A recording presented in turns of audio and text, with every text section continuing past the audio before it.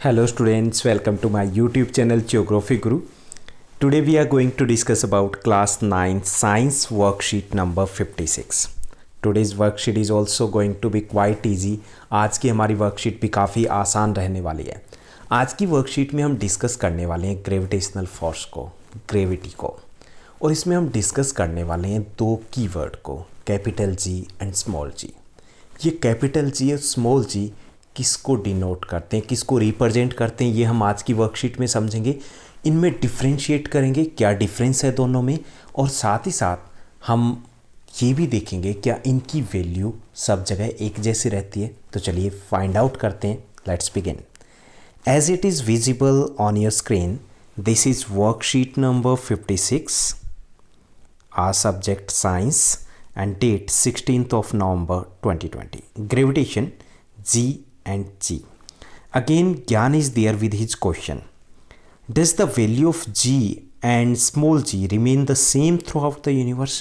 क्या इनकी वैल्यू एक जैसी रहती है? अब ये तो बाद में पता लगाएंगे, पहले ये समझते हैं कि ये G और G है क्या. G जो कैपिटल G है ये होता है यूनिवर्सल ग्रेविटेशनल कंस्टेंट. यहाँ पे दिया गया है यूनिवर्सल ग्रेविटेशनल कंस्टेंट होता है, उसको हम कैपिटल जी से रिप्रेजेंट करते हैं. ओके. और जो स्मॉल जी दिया गया है ये होता है acceleration due to gravity. Gravity के कारण एक्सलेशन जो होता है उसको हम स्मॉल जी से डिनोट करते हैं. ओके. हमने फ्री फॉल में इसको समझा था. क्लियर. तो एक चीज़ तो क्लियर होगी. अब हमें ये समझना है क्या इनकी वैल्यू सब जगह एक जैसी रहती है? नहीं. We have learn that the value of universal gravitational constant G remains the same throughout the universe. इनकी वैल्यू सब जगह एक जैसी रहती है. किसकी? ग्रेविटेशनल कंस्टेंट की, जी की. But the earth is not perfect sphere. पूरा गोला नहीं है ना earth. Due to which the value of acceleration due to gravity G is greater at the poles than the equator. अब क्योंकि पूरा गोला नहीं है अर्थ, इसलिए जो जी है एक्सलेशन ड्यू टू ग्रेविटी है वो पोल्स पे अधिक होती है, जबकि इक्वेटर के पास जाएंगे तो ये कम होती जाएगी. यानी कि क्या हमारा कंक्लूजन निकला कि जो जी की वैल्यू है वो इक्वल नहीं रहती, वो सेम नहीं रहती. It varies from place to place, यानी कि अलग अलग जगह पे अलग अलग होती है. तो ये चीज़ तो हमने समझ ली कि ये क्या है और इनकी वैल्यू क्या एक जैसी रहती है नहीं रहती है. Now let's do discuss how to calculate the value of acceleration due to gravity. इसकी वैल्यू को कैसे कैलकुलेट करते हैं? बेहद आसान से तरीके से हम इसको समझ सकते हैं. पहले तो हमें समझना है कि ये हमारा है यूनिवर्सल लॉ ऑफ ग्रेविटेशन है. क्या है ये? यूनिवर्सल लॉ ऑफ ग्रेविटेशन है. F equal capital G capital M small m upon D square. Okay. इसमें क्या दिया गया है कि M क्या है? Capital M. जो कैपिटल M दिया गया है वो मास ऑफ द अर्थ है, small m mass of an object है. ओके. और जो D दी गई है, D is the distance between the earth and the object के बीच में जो डिस्टेंस है अर्थ और ऑब्जेक्ट के बीच में, उसको हम डी से रिप्रेजेंट करते हैं. तो ये तो हमारा हो गया यूनिवर्सल लॉ ऑफ ग्रेविटेशन. अब यहाँ पे एक चीज़ और भी हमने पढ़ी थी कि the distance D will be equal to radius R of the earth. Radius के इक्वल होती है. तो acceleration due to the gravitational force अगर हमें कैलकुलेट करना हो तो हम इस फॉर्मूले को यूज़ करते हैं. G equal capital G M upon R square, इसको यूज़ करते हैं. अब इसका वैल्यू अगर हमें निकालना हो तो कैसे निकालेंगे?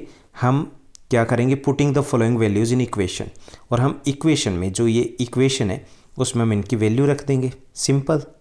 जैसे मास ऑफ द अर्थ यहाँ पे दिया गया, तो हम यहाँ पे ग्रेविटेशनल कंस्टेंट जी है उसकी वैल्यू रखेंगे, मास ऑफ द अर्थ उसकी हम वैल्यू रखेंगे, और रेडियस ऑफ द अर्थ जो उसकी वैल्यू दी गई इसको हम रख देंगे इक्वेशन में.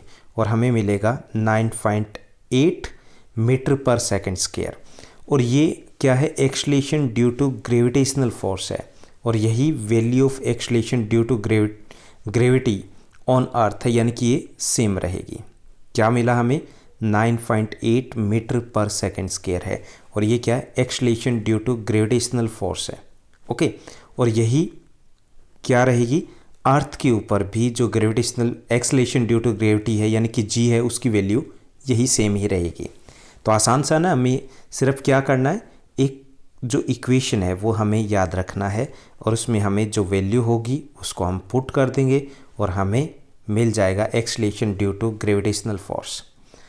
अब हम एक और टास्क हमारे आज की वर्कशीट का काफ़ी आसान है कि हमें जी और स्मॉल जी में, कैपिटल जी और स्मॉल जी, अब तक समझ में आ गया ना, ग्रेविटेशनल कंस्टेंट कैपिटल जी और acceleration due to gravity small G, उसमें डिफ्रेंशिएट करना है। इसमें डिफरेंस जो कर सकते हो, पहला तो ये कि हम इसकी वैल्यू को रखेंगे, ये वैल्यू रहेगी ग्रेविटेशनल कंस्टेंट और यहाँ पर वैल्यू रहेगी value of small G is 9.8 metre per second square, और इसको जो ऐसा यूनिट रहेगी वो है nm square per kg square. Okay, तो इनका जरूरी नहीं कि आप वैल्यू लिखो, यहाँ पर इनकी SI यूनिट भी लिख दोगे तो हमारा पहला डिफरेंस हो जाएगा। The SI unit of acceleration due to gravity है मीटर पर सेकेंड स्क्वायर और यहाँ की है nm square per kg square. Okay, पहला डिफरेंस हो गया। सेकंड जो डिफरेंस है, जी स्केलर क्वांटिटी है, जबकि small G acceleration due to gravity क्या है, ये एक वेक्टर क्वांटिटी है जिसके बारे में हम पहले पढ़ चुके हैं। उसके बाद थर्ड जो डिफरेंस है कि जो जी की वैल्यू वो एक जैसी रहती है, remains constant in the universe, एक जैसी रहती है ना सब जगह, जबकि इसकी value varies at the various places, अलग अलग होती है। पोल्स की तरफ जाते हैं बढ़ जाती है, इक्वेटर की तरफ जाते हैं कम हो जाती है, तो अलग अलग रहती है। चौथा जो हमारा डिफरेंस रहेगा, हम बता देंगे कि ये जी, कैपिटल जी और स्मॉल जी है, वो क्या बताते हैं हमें। तो जी, कैपिटल जी रिप्रेजेंट करते हैं ग्रेविटेशनल कंस्टेंट को, जबकि स्मॉल जी रिप्रेजेंट करते हैं एक्सेलरेशन ड्यू टू ग्रेविटी को। फिफ्थ जो डिफरेंस है ये है कि इनकी जो, ये इंडिपेंडेंट होते हैं, डिस्टेंस का कोई फ़र्क नहीं पड़ता, जबकि it depends on the distance between the masses, यानी कि दो वस्तुओं के बीच में जो डिस्टेंस बढ़ेगी तो उससे इसके ऊपर फ़र्क पड़ेगा। जैसे जैसे डिस्टेंस बढ़ेगी जी की वैल्यू डिक्रीज होगी, कम होगी। तो आसान सी वर्कशीट थी जिसमें हमने थोड़ा सा समझा कि यहाँ पर ग्रेविटेशनल कंस्टेंट और एक्सेलरेशन ड्यू टू ग्रेविटी में डिफरेंस क्या होता है। अब हम आसान से क्वेश्चन दिए गए, 4 questions are given in this worksheet, उनको हम समझने की कोशिश करते हैं। पहला जो क्वेश्चन दिया गया है, which unit does G, capital G and small G represent, also write their SI unit. तो यहाँ पे कैपिटल जी है वो रिप्रेजेंट करता है ग्रेविटेशनल कंस्टेंट को, और इसकी जो SI यूनिट है nm square per kg square, और जो स्मॉल जी है वो रिप्रेजेंट करता है एक्सेलरेशन ड्यू टू ग्रेविटी को, और इसकी जो SI यूनिट रहेगी m per second square, metre per second square. Okay, उसके बाद सेकंड जो क्वेश्चन दिया गया है, differentiate between the small G and the capital G, में हमें डिफ्रेंशिएट करना है, यानी कि ग्रेविटेशनल कंस्टेंट और ग्रेविटेशनल एक्सेलरेशन के बीच में डिफ्रेंशिएट करना है। तो जी पहले तो हम बताएंगे किसको ये रिप्रेजेंट करें, G is the gravitational constant है, while the small G is the gravitational acceleration, या फिर इसको आप एक्सेलरेशन ड्यू टू ग्रेविटी भी बोल सकते हो। सेकंड है, G is the scalar quantity while the small G is a vector quantity. Third difference किएंगे जो हम लिख सकते हैं, the value of small G always, small G, the value of capital G आएगा, the value of capital G always remains the same, एक जैसी रहती है, जबकि the value of small G varies at different places, अलग अलग जगह पे अलग अलग होती है। एक और डिफरेंस लिखना चाहो तो आप दोनों की SI यूनिट भी मेंशन कर सकते हो। Third question is there, third question दिया गया, an object is placed near to the earth, earth के पास रखा हुआ एक ऑब्जेक्ट है, अर्थ के बिल्कुल ऊपर रखा हुआ है।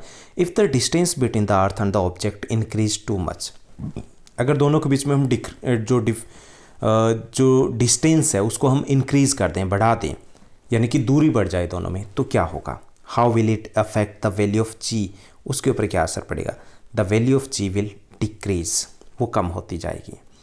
Fourth question is there, what is the value of acceleration due to gravity G on the earth, यानी कि इसकी हमें बताना है एक्सेलरेशन ड्यू टू ग्रेविटी, यानी कि जी है उसकी वैल्यू क्या होती है अर्थ के ऊपर, वो है 9.8 मीटर पर सेकेंड स्क्वायर। तो ये थी हमारी आज की आसान सी वर्कशीट। आई होप दैट आपकी स्टडी बेहद अच्छे तरीके से चली होगी। ऐसे ही पढ़ते रहिए, साथ हमारे भी बने रहिए। इस चैनल को लाइक शेयर सब्सक्राइब ज़रूर कीजिएगा। Thank you, bye bye, have a nice day.